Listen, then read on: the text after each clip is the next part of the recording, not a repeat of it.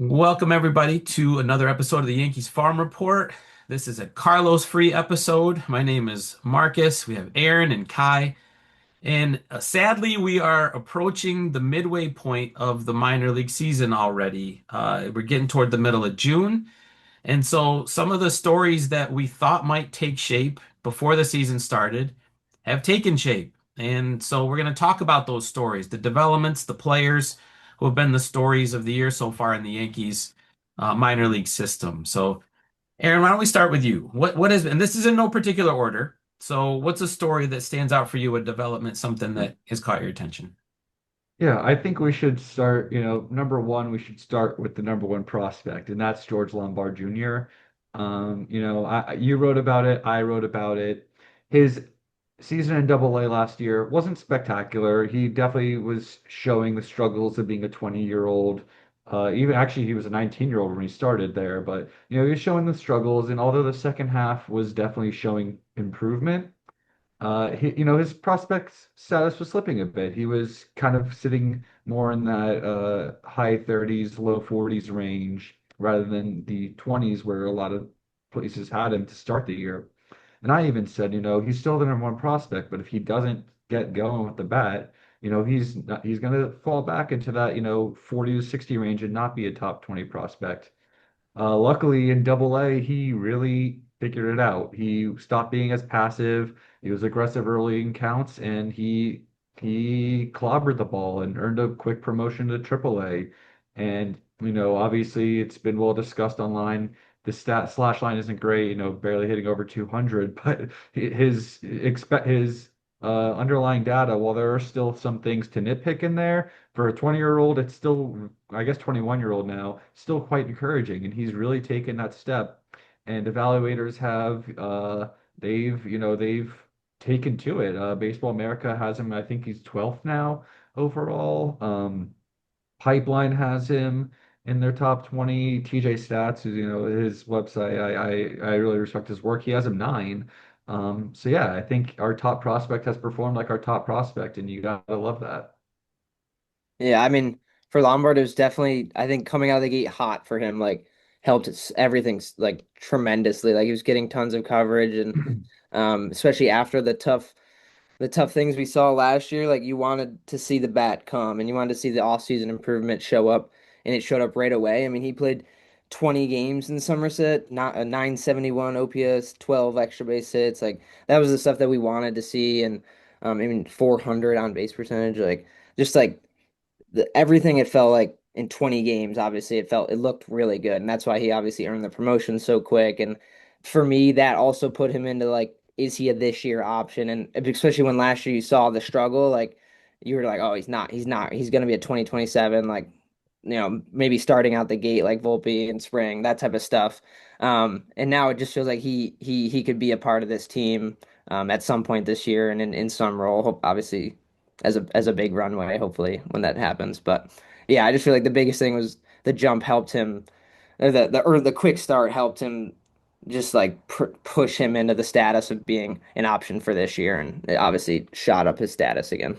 And that still, it kind of blows my mind because I'm pretty sure I said on this show before the season started, if he's in the major leagues this year, something terribly wrong has happened. And maybe that's true. I mean, maybe we're getting so little production out of third base or shortstop that we feel like, I shouldn't say we, that the Yankees feel like they need to make that move because it's the better choice for them. The thing that's strange though, and the scenario that I wouldn't have anticipated is that they're a first place team or in the playoff spot and making the move to George Lombard Jr. as an everyday player. That I'm still having trouble wrapping my head around.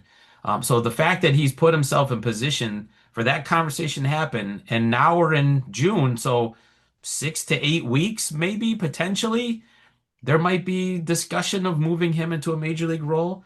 That still makes my head spin, and it's all due to the step forward that he's taken and the next rung on the ladder that he's hit. So I think that's a huge story so far.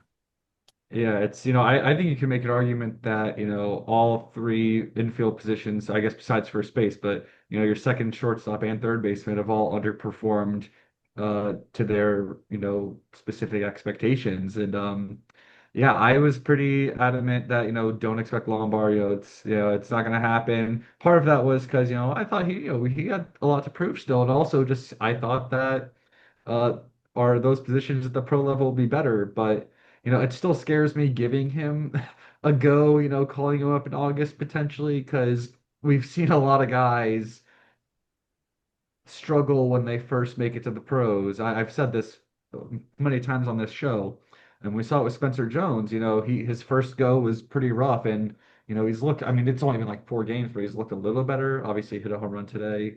We'll get to him later, but um, it's scary giving that that the keys to a 21-year-old, but the way things have gone both positively for him and negatively for the Yankees, it really, I think it's something that it's his to take.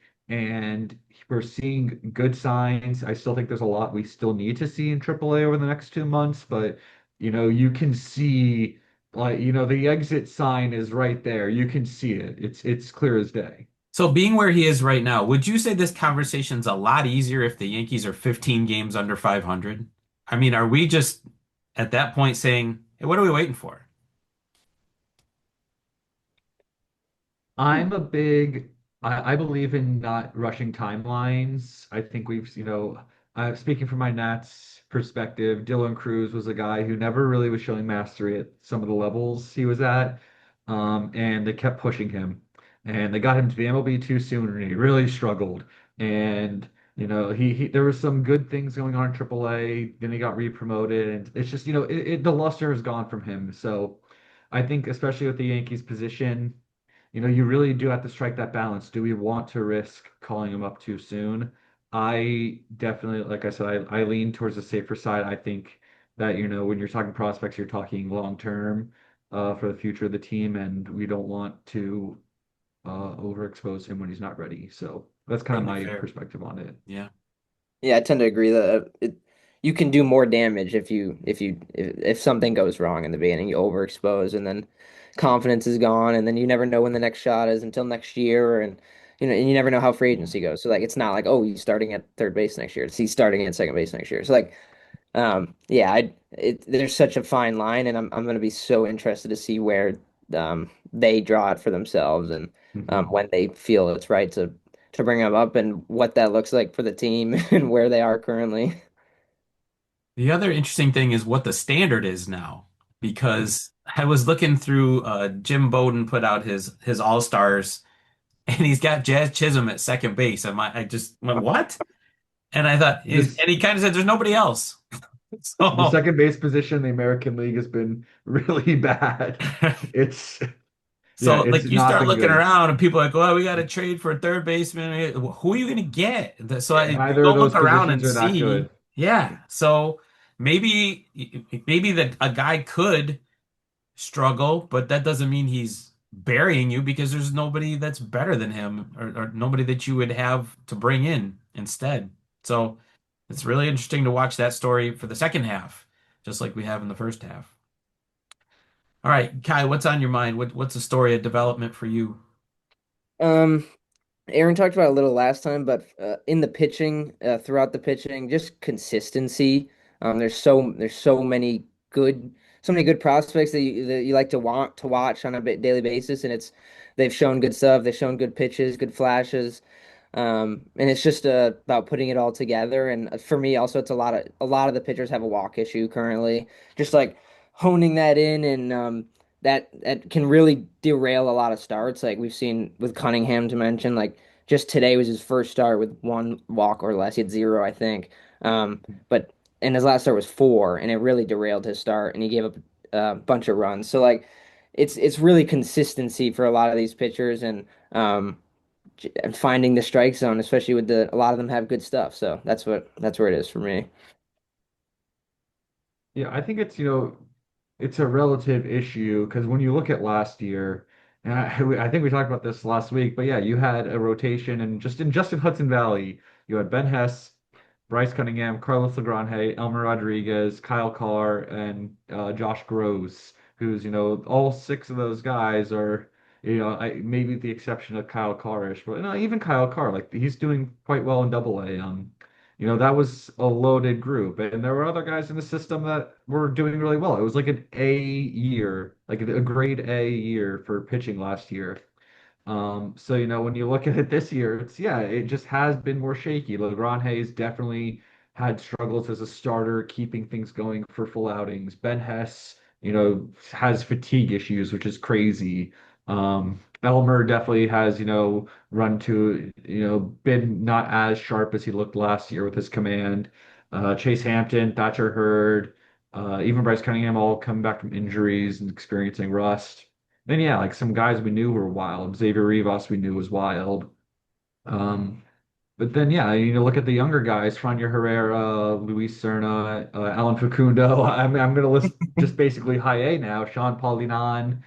Uh, you know, these are all guys who had really good stuff and are but are young and just had inconsistencies with it, and they're all walking a lot of guys, like you said, Kai. It's you can see the stuff, and there's good underlying metrics, but it just not has not been sharp. Where it's not like these guys are hurting their prospect status, but it's definitely you're not getting a guy who's shooting up, who's gonna be like, oh, that's like you can now trade this guy for a really nice shiny return. It's more like, okay, this guy can still get you something, but unfortunately it's not going to be getting you like that big, someone you can't really include as a headliner for like Scooble if you wanted to trade for him. Yeah, you're buying a growth stock if you're going to get these guys now. But you made the point, and I was just going to ask that question. Has there, with all these inconsistencies and the dings and all these performances, would you say nobody has buried themselves to the point where you have to look like, you know what, you're not what I thought, and let's move on, right? You wouldn't say there's anybody in that boat. I would say Cade Smith, maybe. I think it's been pretty rough for him in Double A. Um, you know, But would you say maybe that there's maybe there's a guy who becomes a reliever? That's the next step. I think there could be, but I think when I mentally map, when I'm ranking these pitching prospects, um, obviously I go there's upside and then just I guess starter potential are the two big things. But then when I say, okay, this guy's probably not going to be a starter, how does he stack up as a reliever? Just I'm gonna list, from middle of my rankings, I have like Mac Ewer, then Bryce Cunningham, then Xavier Rivas, Pico Cohen. Roy Fox, Luis Serna, Alan Facundo, Franja Herrera. That's a lot of names in a row. Um, and when I'm kind of looking through those guys, I say, okay, I don't think any of these are likely starters. That's just the way, pitching development goes in the minor leagues. But I kind of at that point go, who excites me the most is reliever, and I kind of go in that order.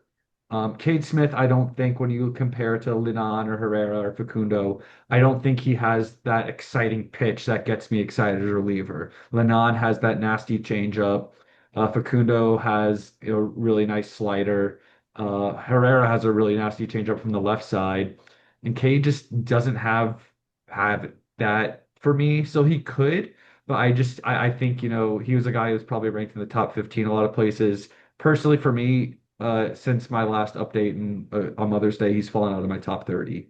Hmm. So knee-jerk reaction. Don't look at the stats. Just go through your mind. If I say guy who's performed the best as a Yankee pitching prospect this year, who's having the best season, who jumps out, and leave the relievers out of it. So I'll say starting pitcher prospect. Who jumps to your head first? Not best prospect, who's having the best season. I would say Jack Siebert. And obviously that comes with some known struggles in Double A, but I think just he's shown such nice command of his pitches. He's shown a really distinct repertoire. He's gotten a lot of swing and misses and chase. And while it has been tougher in Double A, he still hasn't walked guys and he's still got a lot of strikeouts. It's just, damage on contact issue. So I think that's the guy who's really stood out from a starter perspective.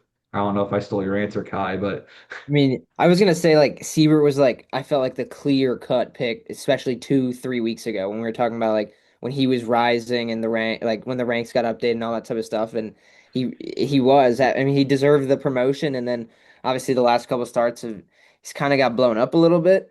So and like you said, it was on it's a lot of contact, couple homers, that type of stuff. So.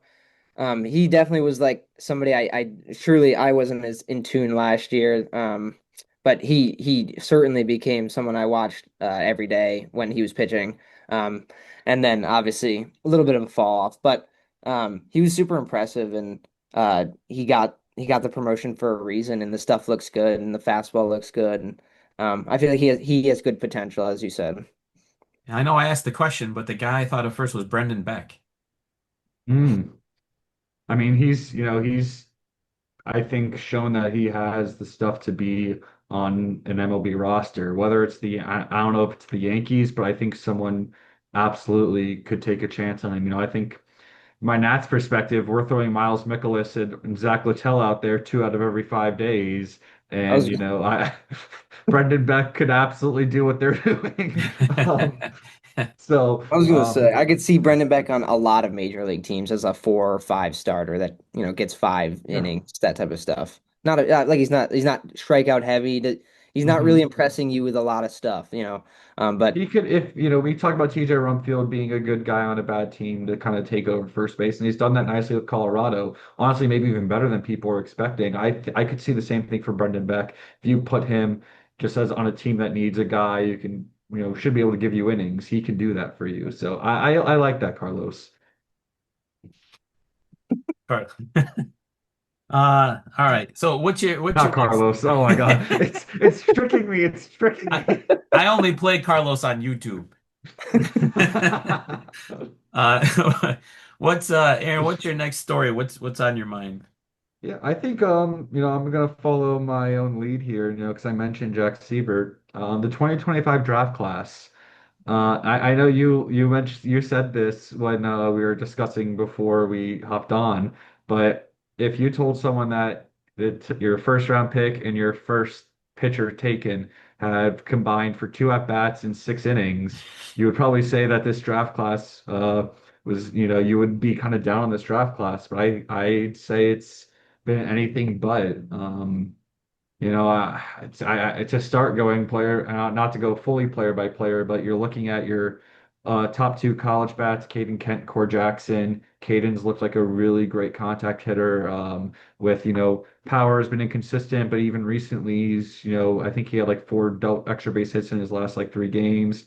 Mhm. Core Jackson's been on fire since he came back from an injury. Now he's finally starting to pull the ball and tighten up his swing decisions a lot.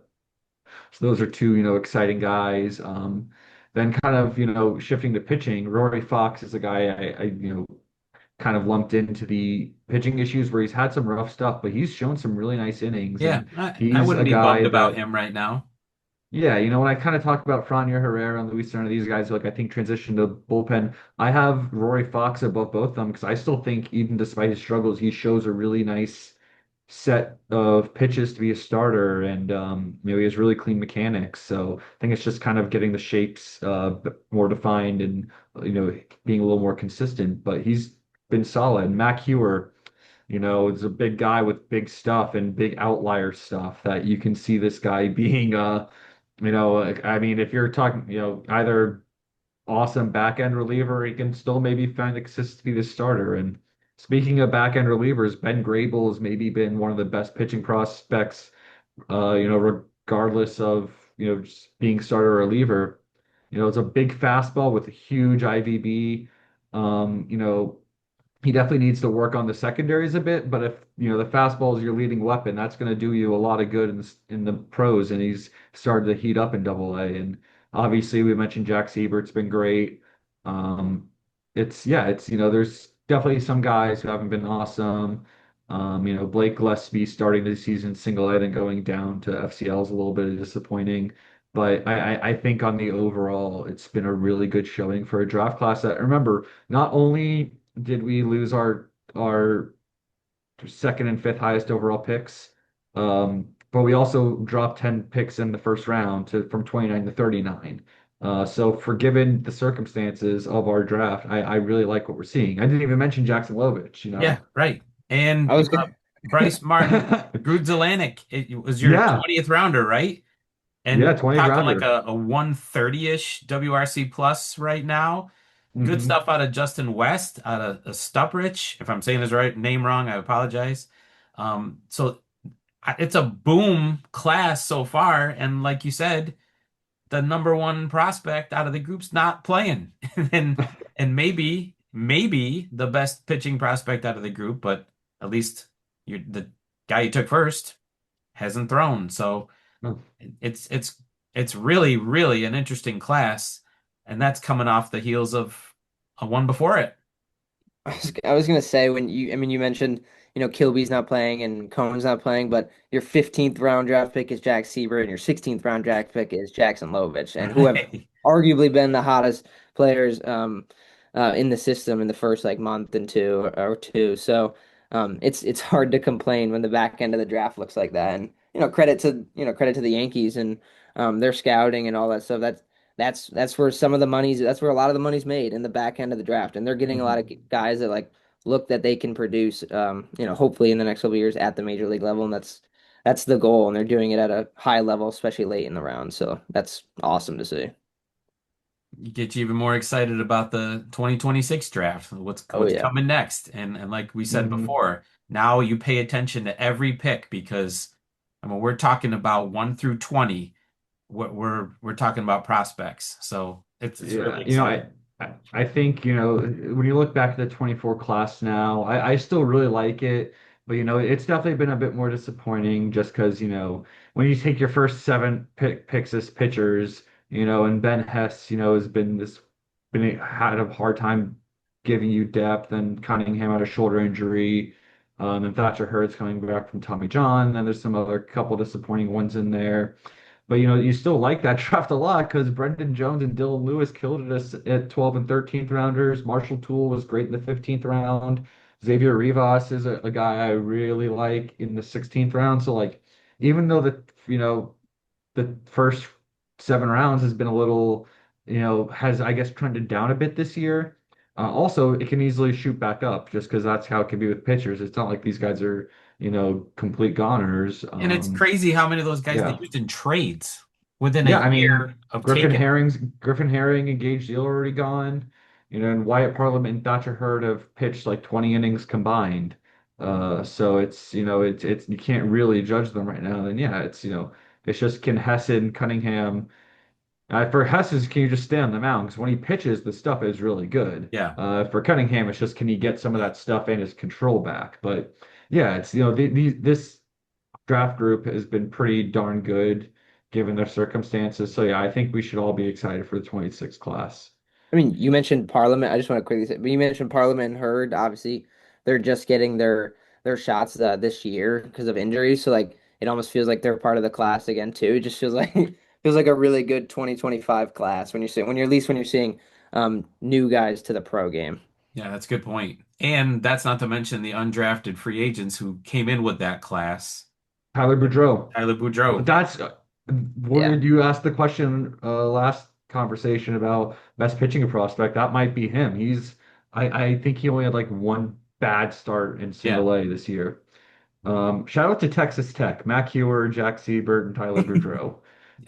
Maybe not a big fan of their football program right now, but I love their baseball program. Now, I'm I not legally protected, but I should be careful how I ask this question, but did Texas Tech not have the reputation of overusing their pitchers for a long time and therefore maybe those are undervalued assets coming into pro ball because they may have been used differently in college? I wonder if that's not a something that the Yankees are taking advantage of. Clearly, the Yankees were watching a lot of Texas Tech games. I think the Yankees must love taking guys with good stuff that are used improperly because it allows them to grab them late in the Yeah, draft. yeah. Because I mean, what do you mean Mac Hewer went in the eighth round? Yeah. Yeah, I got to take a look at their roster right now and see what there is. There's probably someone with like a 15 ERA that has like a 97 mile per hour sinker. So if you're putting together a FanDuel draft parlay, then you should have Texas Tech pitcher on it someplace for this year. All right. How about another story? What are we thinking of outside the 2025 draft? Or have we covered it? I think there's a couple. I think there's a I think the other thing we wanted to talk about, because I guess we kind of led with it, almost led with it earlier, but Spencer Jones, Oh, Yeah. that's right. making his MLB debut, I think is probably worth talking about. True. Obviously today hit his first home run, very exciting, but this is a guy who is been a lightning rod for conversation, to put it best. And to see him get a call up, go through some struggles, get sent back down, and play well when he was sent back down, now come up and definitely, even though it's been 4 games, look a lot more comfortable. It's been encouraging. And it's, as all of us minor league lovers, you love to see a guy who's gone through some up and downs make it, and even just hitting one home run, no one can take that away from Right. And hit a Spencer Jones home run too. That was not him. a wall scraper. That was a ball that most guys don't hit. I take a look at Ahmed Rosario's face when he's outside the dugout. That's the face of a guy who is seeing something you don't see every day. Um, just him breaking through that ceiling and getting to the big leagues. Because when you get guys who college player, some years in the minors, all that conversation, like you said, about can he and what is he going to be? And look, there's a pretty good chance we know already what he does well and what he doesn't do well. And that may be the same thing that he does in the big leagues. But when they get to that AAA level and stagnate, that's when you start to question, is it ever going to happen? Is he still a prospect? You mentioned TJ Rumfield. Great for him that he got a chance and he's making the most of it this year. That was a guy where, like, is it ever going to happen? And I know Spencer Jones is a different level of prospect because he was a first round pick, but just the fact that he's in the big leagues and this second call up, granted it's under the circumstance of an injury, it's a big deal. And when you got a chance, you can do something. He could be he's affecting the trajectory of his career right now. And that's you could have told me at the beginning of the year, Spencer Jones never gets a big league at bat this year. It doesn't happen at all. He's gonna have to wait till 27. And I'd believed you. So the fact that he's getting big league time, I think, is a big story. What he does with it from here, can't tell you. But it's great that he's getting an opportunity and he's got something to the back of his baseball card now. Yeah, props to him. I mean, it's been a long journey, I feel like, for him, especially in the minors, and all the talk has been the same. And it's all everyone just says the same thing. We all know he's gonna hit homers, we all know he's gonna strike out. And it's like the conversation from year to year, it's like, yeah, we know that. Let's see him do it at the same thing at every level of the minors. Now let's just hope the homers come in the majors, and that's where you're gonna offset the strikeouts and nobody's gonna care. Or people will care, but um, it's just it's like I said, it's so long for him that it does feel so good to see him in now. And like you said, it's only been 4 games or whatever. But what I've liked is a bunch of singles, a bunch of singles. I've liked seeing him hit singles, just getting on base and obviously like getting more comfortable against major league pitching. He had to face basically the Brewers crew the first time, and that was not good. Facing a bunch of Miz was his debut, so like Yeah. that's a tough He debut hit for him with a someone who's 104, right? yeah, someone who's labeled with strikeouts and can't always hit the high heat. That was a tough debut for him. So like, it just feels good that the first 25 at bats that he got, that he's getting another shot. So it's not that he's sitting down the minors and people are labeling him quad A for the Yeah. next 2 months. So that feels good for him, and just as a fan of him and watching him in the minors. Did you see that post today that he's faced the most velocity in the league in his at bats? Like They he's definitely faced know the how to highest attack. velocity Yeah. of any player in the league. Yeah, That's a it bad is. draw coming out of the gate. The pinch I hit the mean, other day was 103. Like Yeah, you, right.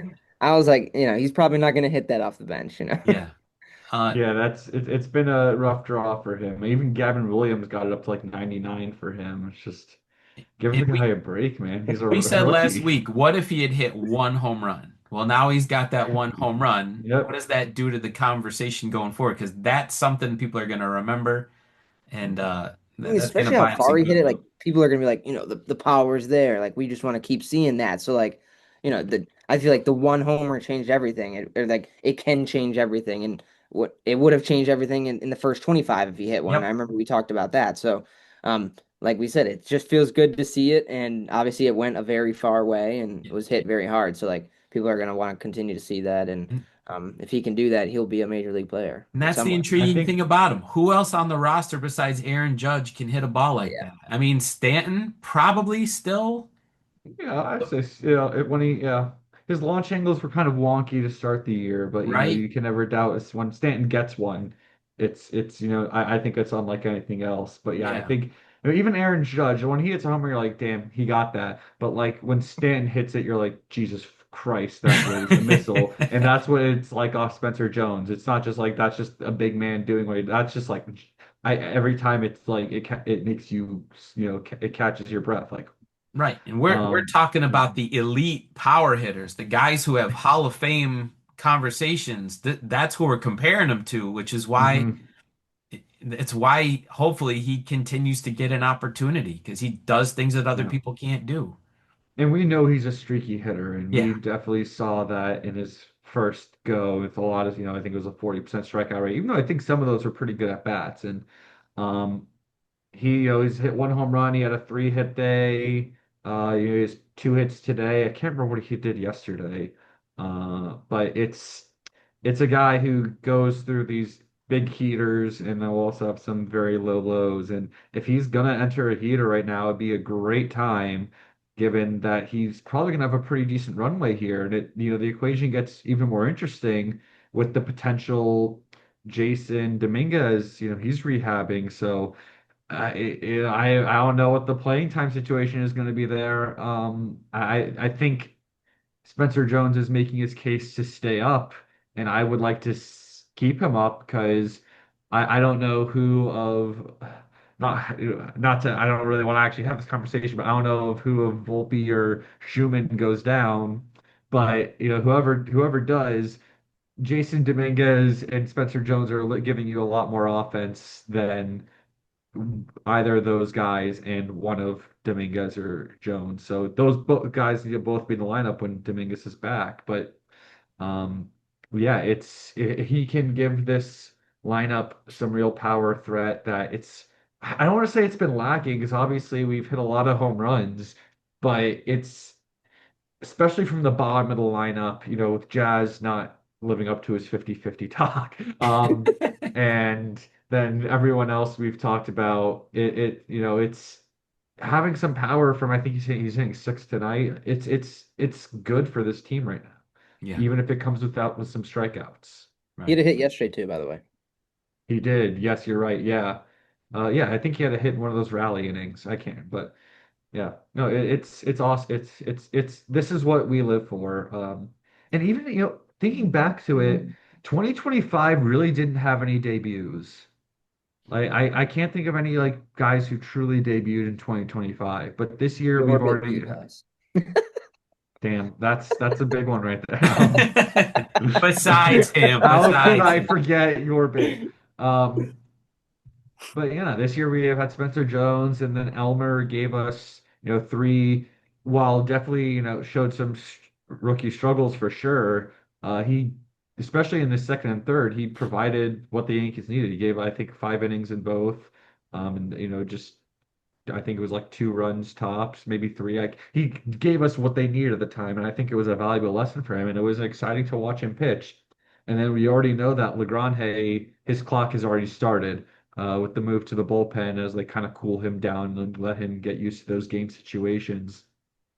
We know that, yeah, he's going to be in the pen. So it's an exciting year for promotions. I think that kind of is a good segue to the other story is, yeah, we're seeing these top prospects crack the pros. It's now that these guys are finally, in the upper levels. And it's, I maybe it continues. And I'm not sure Ben Hess is going to make that push, but it's, still Carlos Legrand, Elmer Rodriguez, Spencer Jones, and then if Lombard makes it, that's four of your top six prospects. And I'm going to naively say it's out of belief and not out of desperation that they're doing this. And it's not hmm because I shouldn't say mailing and packing in at the end of the year. We want to sell tickets and have people watch the S Network. So we're going to call up some prospects. This is bringing our guys in to contribute who have reached the level where they're in position to do so. And I think that's exciting. You I think mentioned if you saw, so go on, go sorry, I was ahead. gonna say you mentioned Legrand, but I just quick he made his first true like pen appearance tonight and after Elmer, so like that's kind of funny. Can you Elmer give got us the called line? up. Yeah, so I don't know if he's done, I guess, but he came in Uh, the middle of the seventh. So okay. 2/3 of an inning, but he did give up two hits, a run, a walk, and a strikeout. So like Hmm. I like we said, it's a lot about adjustment of routine, and so like the Hmm. other time he came out in the second inning and he pitched 4 innings or whatever it was. So like this is the Yeah, first time where he's truly in coming seventh into a inning relief after a situation. starter. And so I'm definitely gonna be like locked in on him every time he comes in. So. Like you said, the clock has started, and Yeah. if he's gonna do well, they're gonna bring him up. So Yeah, I mean, it was always a matter of when, not if. You saw the way they used him in spring training. It's clear that they were super high on him and he was in their plans. It was just about when to make this move. And obviously, the timing. I think last week I kind of said I thought it was a little earlier, but rethinking over it over the week, this is perfect timing because now he has a month to get used to these situations, and then yeah, you get him in July, and it's 102 out of 103 out of the pen. It's something not a lot of teams have. Um, it's definitely exciting to see these guys, reach the top. This is what player development's about. And despite all that we've traded, the fact that we've been able to keep guys like this who can contribute is it's exciting. It's exhilarating. like you said, like four if they all do it, like four of the six Hmm. top prospects debut in a season where you're not a bad team. You're actually, top of the AL currently. So Yep. like no matter how bad the AL is, like it's kind of weird to think that with the Yankees and a lot of talk where it's kind of hard to break through in the majors with the Yankees and get a true runway if you're a prospect. So like in a season where it feels like the team is, at the top of the league and you think positions are kind of shored up, it's you're seeing a lot of prospects, which is kind of crazy to think. And for a system that was considered bottom third of the league, you're Yeah. pulling contributors out of your system in the first half of the season.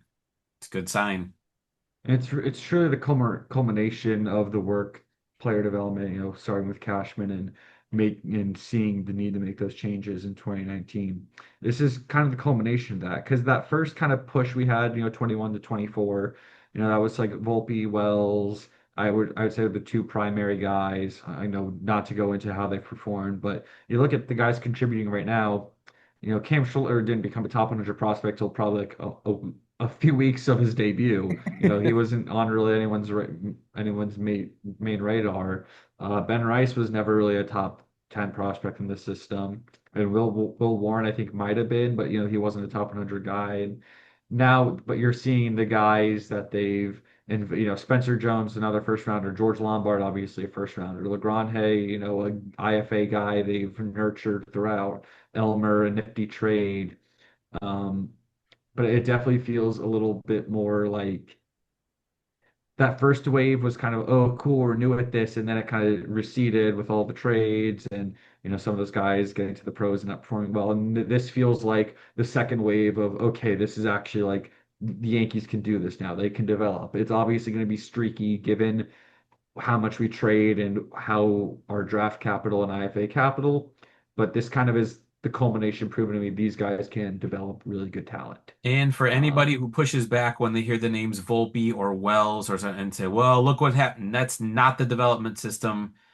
That is not an indictment of them. If players stagnate at the big league level or they regress or they just don't progress, that's not the development and system that's at work. something That stuff very happens. common.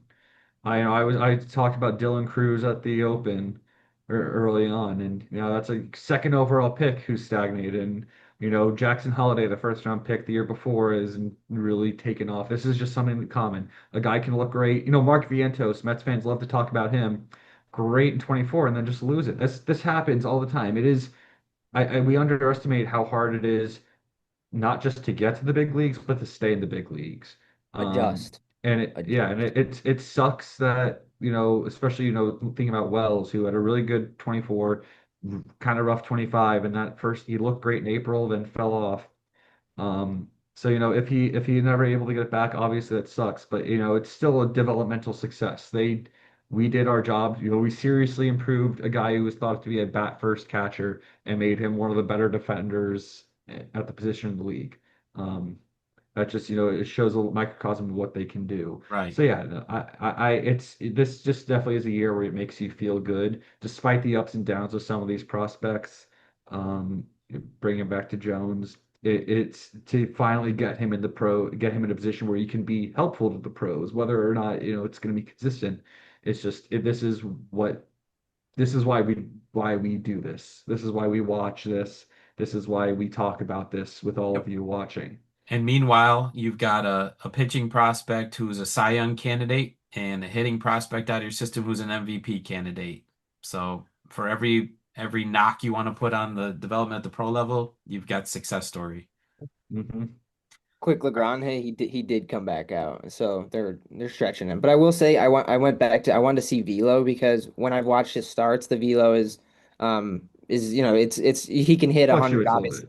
bit. He can hit 100 obviously we know that. But it was a lot about consistency. But he's chucking right now. He's over 100 consistently, and I think that's important to the bullpen piece. Like he can come out for one inning and throw what he's got in his arm. He's got 103 in the arm, so like seeing that consistently when he's just in one Hmm. inning situations is big. And I was just watching a pitch. It's apparently clocked as a slider. It's 95, 95.9, and he struck out Carlson down low, and it looks pretty nasty. But like he just excites you. Is like he can be truly, as Cashman likes to say, a deadline addition. From within the organization. Hmm. But like that he just excites. I mean that this one I will give Cashman some relief for because you're not getting an arm like How many his relievers are you getting unless him? unless you can somehow compel San Diego to trade Mason Miller. You're not Yeah. getting a Carlos Legrand. This is better than a trade deadline acquisition. This is the first time he Um, might get credit for that. Yeah. yeah. Yeah, no, I'm looking now. Yeah, they brought him in mid-inning, so that's the first time he's done that. So yeah, I don't know if that was a reason behind the hits and the walk, but yeah, it's good that they're, getting him used to this now. And clean second inning too. He just got Hmm. through it. So Love that. Yeah. All right, last question, then we'll wrap it up. So knee-jerk reaction, if I ask you how you feel about the Yankee farm system in the first half of the minor league system. Positive, negative, neutral. What's your reaction, Aaron? I would say neutral leaning, positive, optimistic. I'm generally trying to be optimistic, and I think from all my writing and my prospect notebooks, if all of you have been reading them, I try and always find a positive spin. So, like I was saying earlier, really focusing on the pitching. Yeah, there hasn't been the guy who's really shot up. I mean, Jack Seibert, Mac Ewer have been exciting, but you haven't had that Carlos Legrand, Elmer Rodriguez explosion to the top 100. But there's still been a lot of good movement, and I think this pitching pool is clearly filled with guys who will interest teams. And then hitting wise, they traded a lot. Um, but they've really done a good job. I think Jarrett DeHart's system is really started to show improvements despite the lack of talent he's had to work with.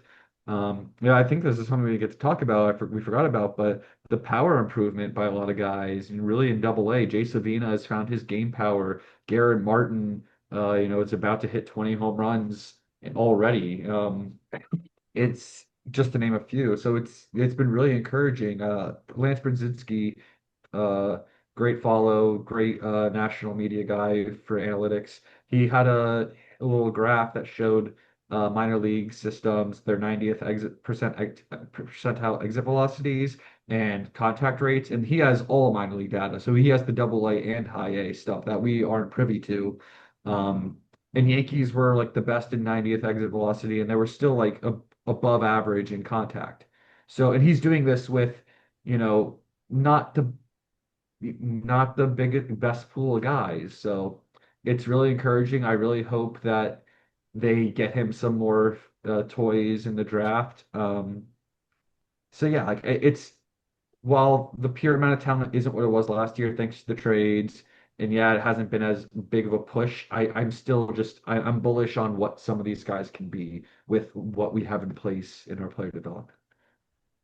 I would say like I mean you like to be optimistic. I would definitely say that I'm optimistic leaning, especially in the way that we talked about the draft for like some of the top guys, or especially in the even Ben has Cunningham, some of the guys that are top of the list that the people who may not know a lot that see like those guys aren't maybe performing some of the best, but you've gotten so much from the back end and some undrafted free agents, and you've seen some solid development, and like you said, like you haven't AL MVP possible in Rice and Cy Young and Schlittler, of two of which you probably wouldn't have ever seen this position 2 years ago. So like um, development in the organization has really impressed, and at least of recent. And so like that's where I'm optimistic. So like the top guys are top guys for a reason. So like if they can figure it out, then if you also have a strong back half of your prospects, then you got a good organization. So that's just kind of how I like to think about it for right now. Obviously we're early into it, but um, it's hard to complain about, production like Boudreaux, who's undrafted and really like we're not even talking about him in the draft class. So like um yeah, it's just it's a good thing to have, and obviously you'd like to see more production down the line, and as the season goes on, and especially the top guys figuring it out a little bit. Yeah. If I Uh, would have graded last year's system year, I'd probably give it an A minus. This year, I'd lean B minus. And part of it, yeah, is tools we've had to play with, but it's still like a good grade. It's just it's hard to be that good every year. Even great organizations like in Cleveland or Tampa or Dodgers have you know down years in development, but it's still a positive year on the whole in my mind. yeah, and it's June and I have enough grading to do, so I'm not putting any grades on it, but I will say that I was feeling down coming into the season just because I felt like their system had been thinned out so much through the trades and there's so Mhm. many question marks. And the hitter I was looking forward to the most this year is Dax Kilby, and he's not playing. And the pitcher I was looking forward to the most is Pico Khan, and he's not pitching. So I should feel pessimistic and feel down on things, and I don't. So I am in the positive category just because there's so many places where I can look and say, I didn't see that before the season, and I don't feel bad about, there's somebody who maybe hasn't taken off, but I still feel pretty good about him. I'm glad we have him or there's a guy who's hitting who I hoped would hit, the Caden Kents and the Lovich and the Core Jackson guy. I just having the DSL now going and the FCL and seeing some guys emerge out of there, just looking around at the names and thinking, I don't know what they have, and then seeing guys perform, you start to think, all right, maybe we've got another wave here that's developing. So I'm leaning into the positive category, and just hoping that we can say that again in 3 months. So, all right. Appreciate everybody tuning in with us, and Aaron and Kai for being here and listening to me blab during my portion of it. Hopefully, we'll be back soon. Another episode of Yankees Farm Report.